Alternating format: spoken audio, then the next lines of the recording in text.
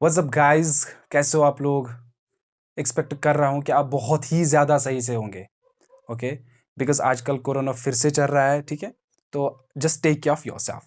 जो आज का टॉपिक है वो एरर एनालिसिस का टॉपिक है, जो यूनिट्स एंड मेजरमेंट का आखिरी टॉपिक है अगर हम 11वीं की बात करें। तो इस वीडियो को आप पूरा देख लीजिएगा। ये एरर एनालिसिस का मतलब फंडामेंटल होगा। एंड इसका नेक्स्ट वीडियो आएगा जहां पे हम बात करेंगे addition, subtraction, multiplication and division में कैसे एरर निकालेंगे। तो ये वाला उससे ज्यादा इंपॉर्टेंट है, बिकॉज अगर ये वाला समझ आएगा तो वो वाला भी अच्छे से समझ आ जाएगा। ठीक है, so welcome to the D physics, let's get started. देखो, एरर एनालिसिस अगर मैं आपको इसको लेमैन लैंग्वेज में सिखाऊंगा और जो हम आम जिंदगी में भाषा इस्तेमाल करते हैं तो हम इसको मिस्टेक बोल सकते हैं। ठीक है, जो आम जिंदगी में हम गलतियां करते हैं उनको हम मिस्टेक्स बोलते हैं। उसी तरीके से जब हम फिजिक्स में मेजरमेंट लेते हैं, किसी भी फिजिकल क्वांटिटी का वैल्यू निकालते हैं, अगर मुझे किसी ने बोला कि वेलोसिटी निकालो, एक्सेलरेशन निकालो, मोमेंटम, टॉर्क, एंगुलर वेलोसिटी, कोई भी चीज निकालो, तो वहां पे मुझे एक वैल्यू आएगा, उसको हम मेजरमेंट बोलते हैं। क्या बोलते हैं? मेजरमेंट। इस मेजरमेंट में कितनी अनसर्टेनिटी है? अनसर्टेनिटी कितनी है, मतलब इसमें थोड़ी गलतियां हो सकती है। गलतियां गलतियां ओके, व्हाटएवर। ठीक है, इसमें गलतियां हो सकती है, उन्हीं गलतियों को हम फिजिक्स में एरर बोलते हैं। आपको समझ आ रहा है? अनसर्टेनिटी इन मेजरमेंट।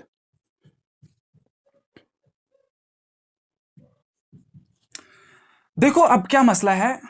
अब यहां पे अगर मैं आप किसी को बोलूं कि आपने मेजरमेंट गलत लिया, मतलब कि आपके मेजरमेंट में थोड़ा एरर है, तो वो मुझे बोलेगा आपने कैसे पता ये लगा लिया कि मेरे मेजरमेंट में एरर है। तो मैं उसे बोलूंगा कि मैंने किसी दूसरे नंबर के साथ कंपेयर किया।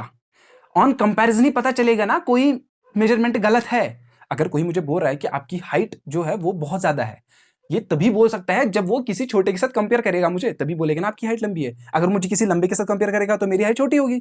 उसी तरीके से जब मैं अपने गिवन मेजरमेंट को कंपेयर करूंगा एक ट्रू वैल्यू के साथ, किसके वैल्यू के साथ? ट्रू वैल्यू और एक्चुअल वैल्यू के साथ, तो मुझे पता चलेगा मेरा एरर कितना है। So true value minus measured value, measured value, उसको हम बोलते हैं एरर। अगर अब यहां पे कोई क्वेश्चन उठा सकता है, सर ट्रू वैल्यू कहां से पता चला? ट्रू वैल्यू निकालने के तरीके हैं, ठीक है, और आज मैं उसका एक तरीका डिस्कस करूंगा यहां पे कि ट्रू वैल्यू कैसे निकालते हैं। तो उसके लिए आपको 2-3 मिनट्स वेट करना पड़ेगा, मुझे लगता है 5 मिनट्स आपको वेट करना पड़ेगा कि ट्रू वैल्यू कैसे निकालते हैं, किसी मेजरमेंट का ट्रू वैल्यू हम कैसे फाइंड कर सकते हैं। ठीक है, तो सपोज अगर मैं यहाँ पे एक एग्जाम्पल लूँ, यहाँ पे मेरे पास एक थ्रेड है एंड मुझे इसकी लेंथ देखनी है। सपोज मुझे है 10.3 सेंटीमीटर, ये मेजर्ड वैल्यू है, मेरा वैल्यू। ठीक है, जो इसका एक्चुअल है वो हमें पता नहीं कैसे निकाला गया। सपोज मैंने कोई प्रिसाइज कोई मशीन ले आई जहां से मुझे इसका मेजरमेंट ले लिया एंड मुझे जो ट्रू वैल्यू आया वो 10.5 सेंटीमीटर है, जो मैंने लिया मेजर्ड वैल्यू। सपोज मैंने किसी डुप्लीकेट टेप से लिया हुआ होगा, ठीक है, डुप्लीकेट टेप से, जैसे कोई घटिया कंपनी का टेप। ठीक है, तो अगर मैं एरर की बात करूं, एरर तो true value minus measured value, 10.5 centimetre minus 10.3 centimetre, कितना? 0.2 सेंटीमीटर का एरर है।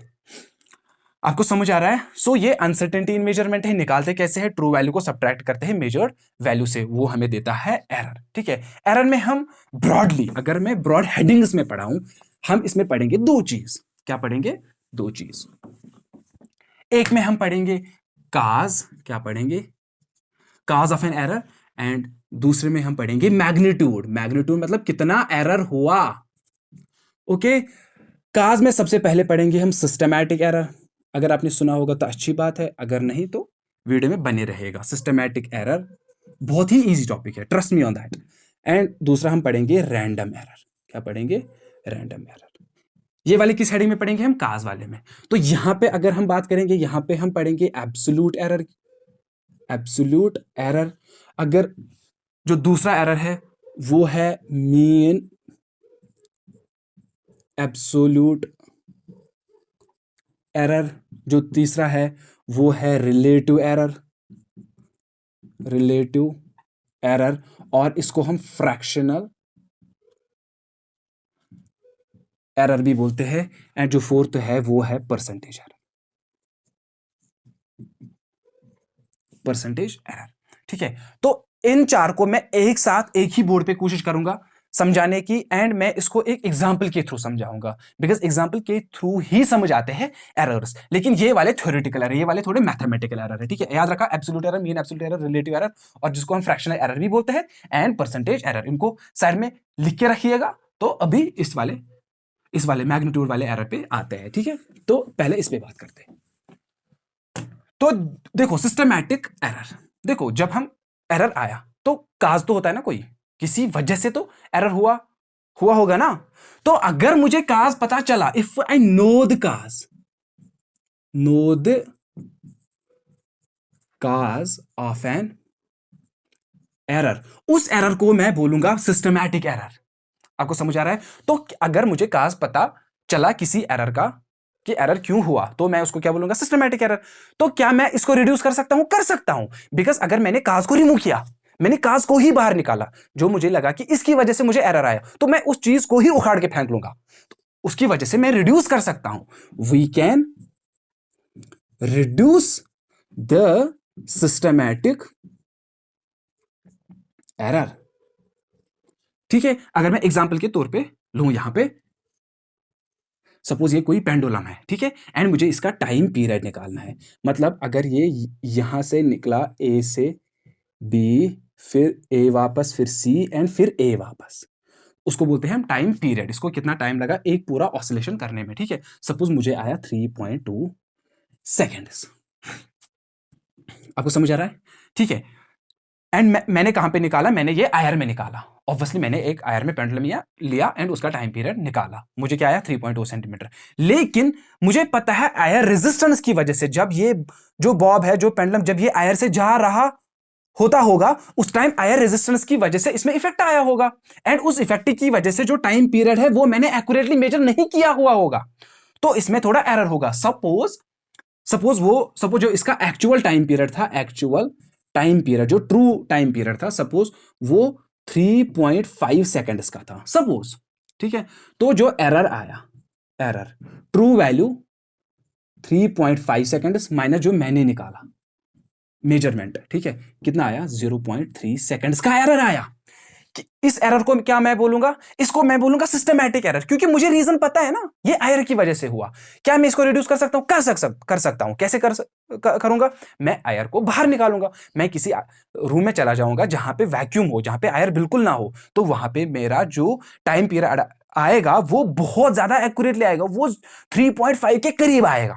आपको समझ आ रहा है? सपोज वो 0.0001 सेकेंड इसका, तो मैंने इसको रिड्यूस किया, तो हम इसको रिड्यूस कर सकते हैं। एक और एग्जांपल लेते हैं जो बहुत ही ज्यादा इजी है, उससे ही आपको अच्छे से समझ आ जाएगा। सपोज मैं राजस्थान में हूं एंड मेरे पास एक रबर है, ठीक है, ये रबर है। जो राजस्थान है वहां पे टेम्परेचर बहुत ज्यादा होता है, उसकी वजह से इसमें ऑलरेडी इलॉन्गेशन हुई होगी, एंड सपोज मैंने लेंथ मेजर की एंड जो मुझे आई 10.5 सेंटीमीटर। क्या ये एक्चुअल होगी? क्या ये ट्रू होगी? क्या इसमें एरर होगा? इसमें एरर होगा, बिकॉज इसमें इलॉन्गेशन हुआ होगा ना। जो सपोज ये मेजर्ड वैल्यू है, ये मेजर्ड वैल्यू, सपोज इसका जो ट्रू वैल्यू है, ट्रू वैल्यू सपोज वो एक्चुअल में 10 सेंटीमीटर है। जो एरर आया वो कितना आया? True value minus measured value 0.5 centimetre, लेकिन नेगेटिव में, ठीक है। तो ये क्या बना यहां पे? Systematic error. क्या मैं इसको रिड्यूस कर सकता हूं? कर सकता हूं। मैं किसी एसी रूम में चला जाऊंगा जहां पे बिल्कुल भी टेम्परेचर ना हो, सपोज जो रूम टेम्परेचर पे हो, ठीक है, वहां पे मेरा जो एरर आएगा वो बहुत कम आएगा, सपोज 0.001 सेंटीमीटर का एरर आया। आपको समझ आ रहा है? तो सिस्टमैटिक एरर को हम रिड्यूस कर सकते हैं। कैसे रिड्यूस कर सकते हैं? जो काज है उसको मैं बाहर निकालूंगा। ओके, अब बात करते हैं हम रैंडम एरर्स की। अगर मुझे एरर का काज नहीं पता चला, वी हियर जो random error, we don't know the error.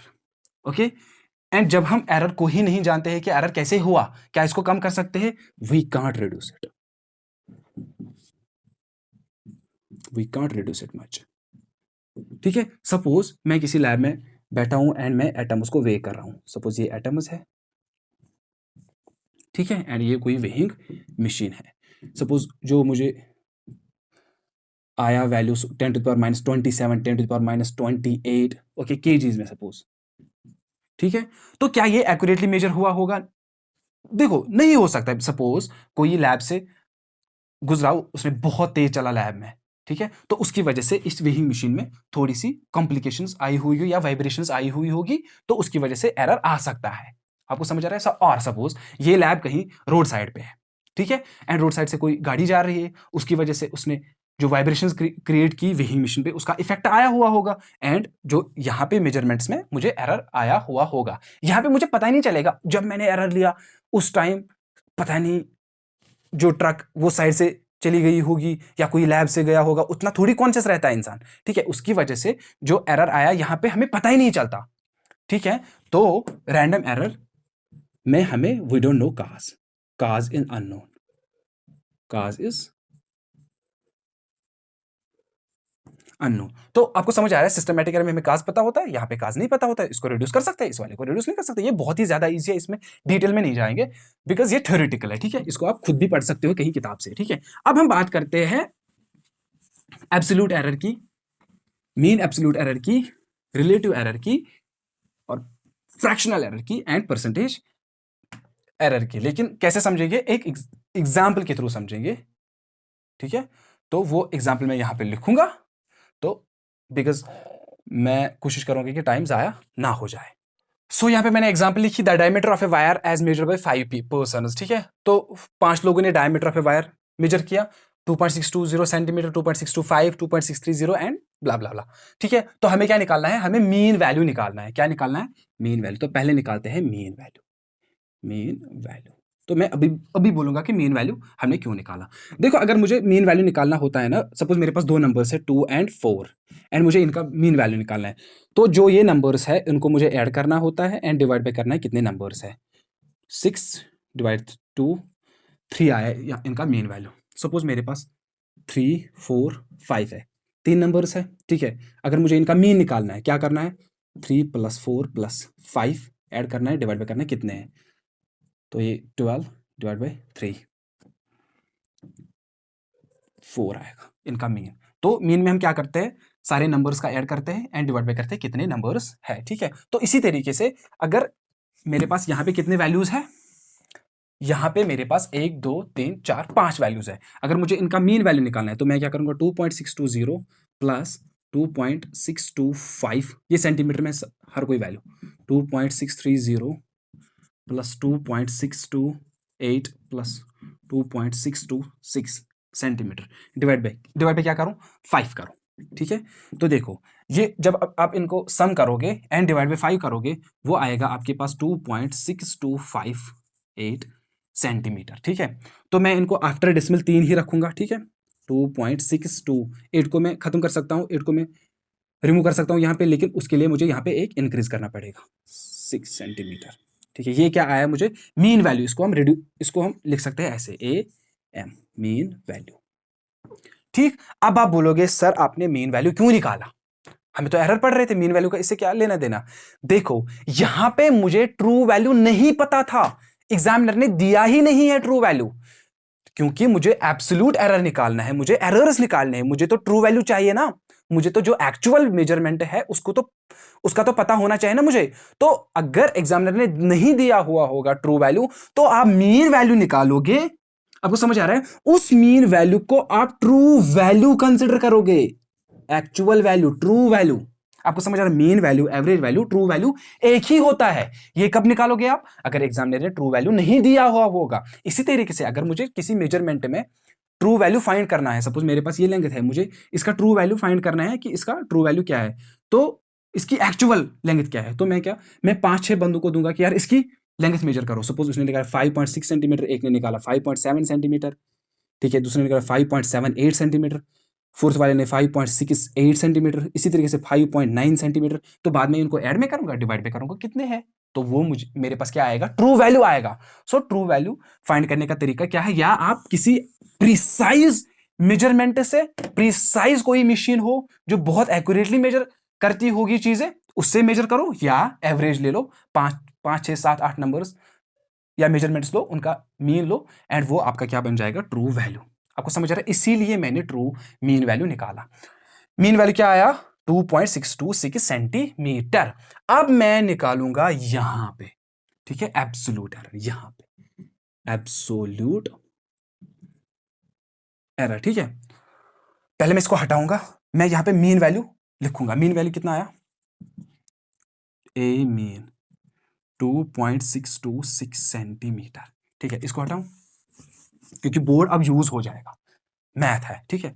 देखो एब्सोल्यूट एरर, एब्सोल्यूट एरर होता है true value minus measured value. जो मैंने पहले एरर की डेफिनेशन बोली थी ना, वो एक्चुअली एब्सोल्यूट एरर की डेफिनेशन थी, ठीक है।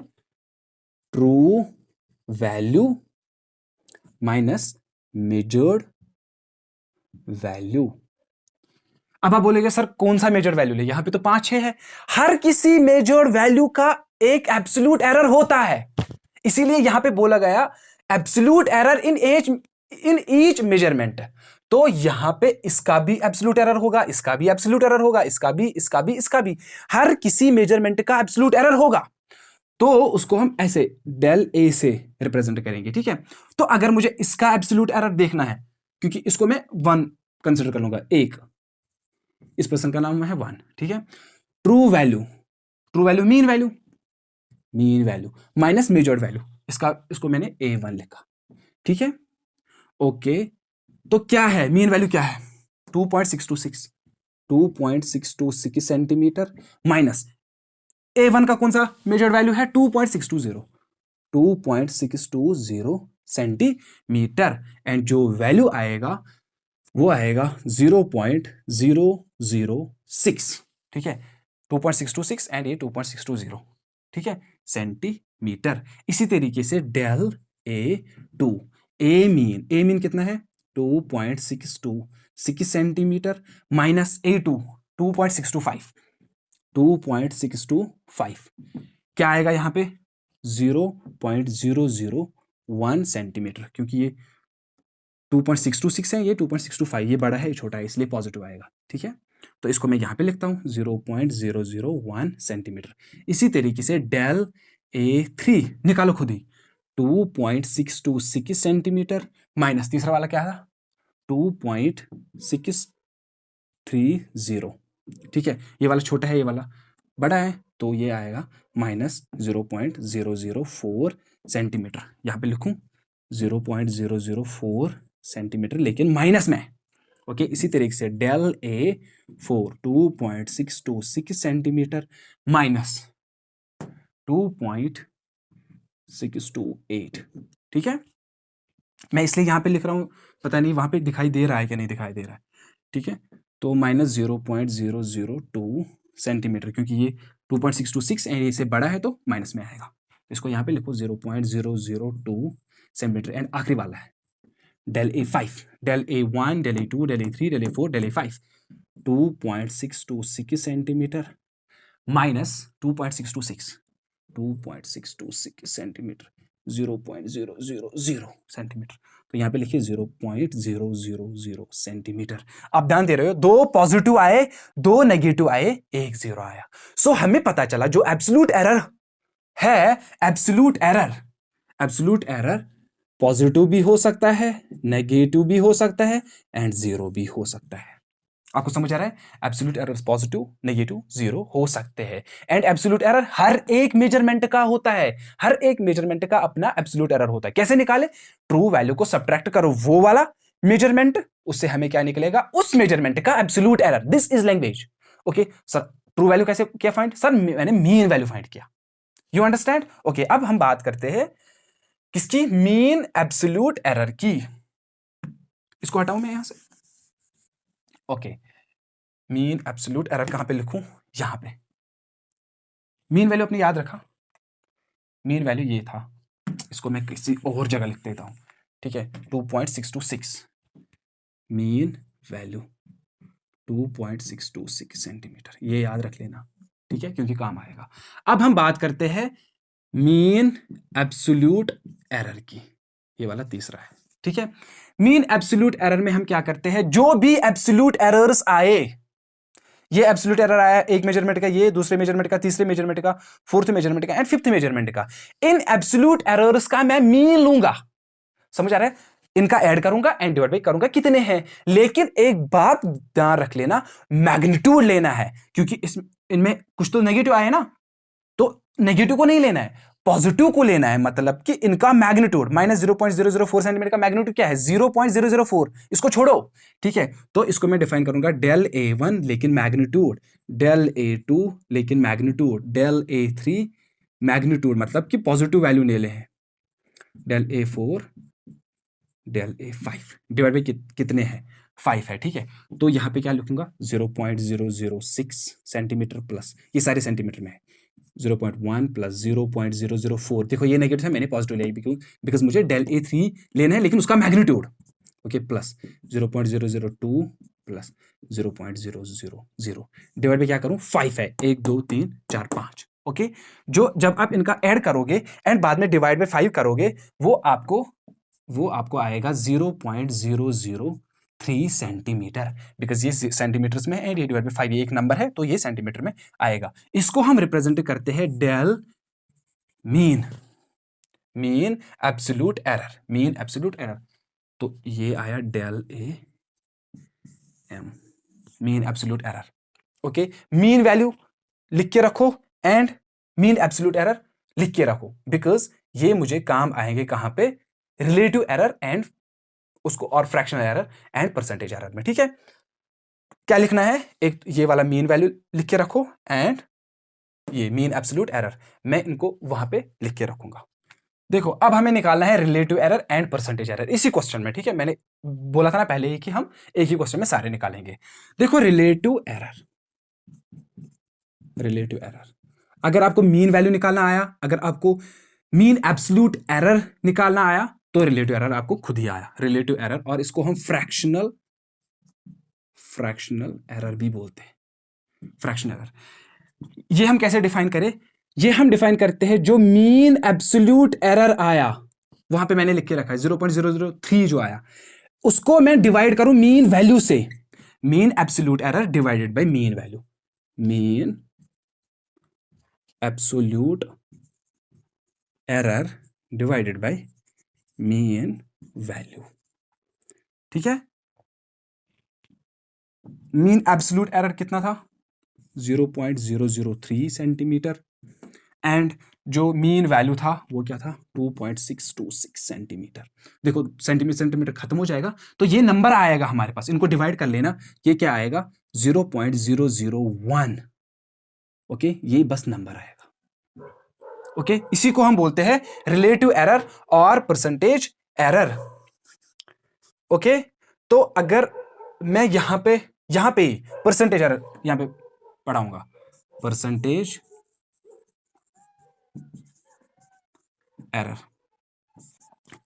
एरर में क्या करते हैं, रिलेटिव एरर और जो फ्रैक्शनल एरर है उसी को मैं मल्टीपल करता हूं 100 से, रिलेटिव